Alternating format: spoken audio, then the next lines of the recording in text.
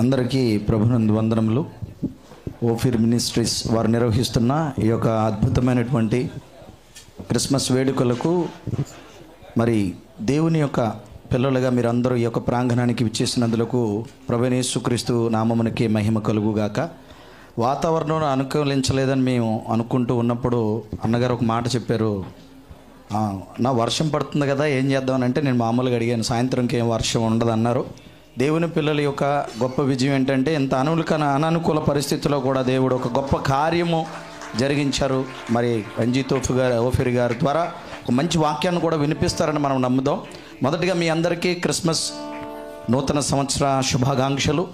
దేవుడు మీ అందరినీ ఈ యొక్క క్రిస్మస్ వేడుకల్లో ఉంచినందుకు మీకు ఆయురారోగ్యాలతో పాటు నూతన సంవత్సరంలో అనేక దీవెనలు కలగాలని నేను మనస్ఫూర్తిగా కోరుకుంటున్నాను. ఓఫీర్ మినిస్ట్రీస్ ద్వారా మరి అనేకులు వారి పరిచర్యలను కొనసాగిస్తున్నారు, వారి కార్యక్రమాలు జరిగిస్తూ ఉన్నారు. ఇంకా 2025